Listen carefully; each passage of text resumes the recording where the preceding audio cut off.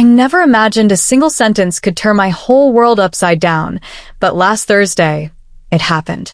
My wife, Emily, looked me straight in the eyes and said words I'll never forget.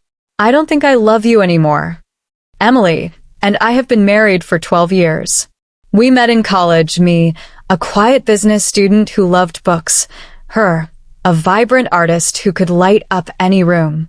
Our differences made us perfect for each other. I grounded her, and she brought color to my life. We balanced each other, or at least we did. Lately things changed. The laughter in our home grew faint. Conversations were short, and kisses almost disappeared. I blamed work stress, the kids, life's chaos. I worked in corporate finance with late nights. Emily ran her own small handmade crafts business while juggling most of the parenting.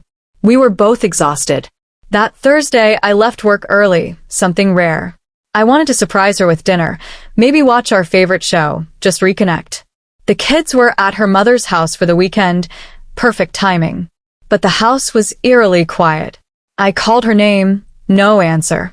Then I found her in our bedroom, sitting on the edge of the bed, hands clenched, eyes swollen from crying. "Emily," I whispered.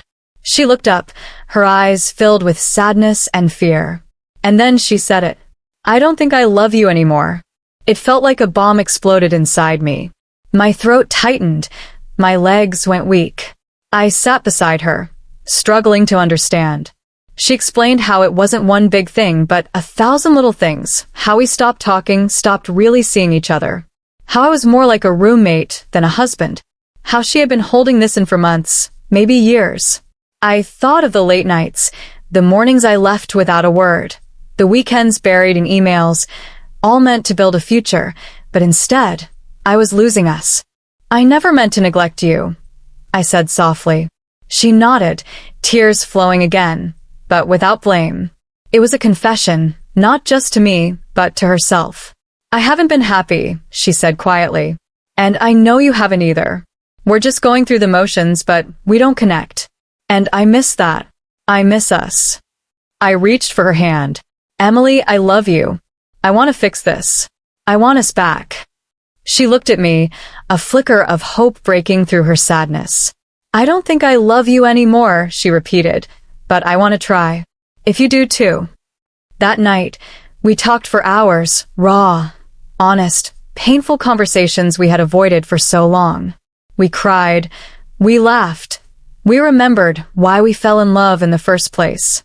Over the next weeks, we made real changes. I came home earlier. We planned date nights, even if it was just watching TV together on the couch. I left my phone in the other room when we talked. She started painting again, something she hadn't done in years.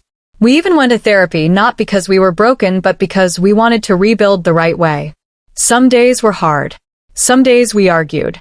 Some days we doubted if we could heal the damage. But we kept showing up for ourselves, for each other, and for our kids.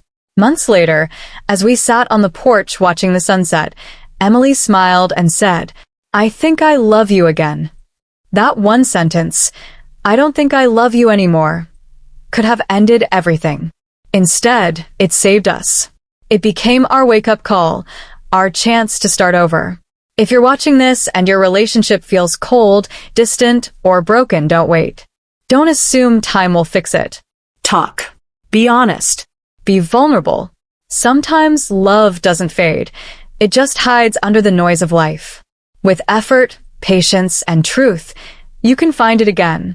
I almost lost the love of my life, but she spoke the truth, and I listened.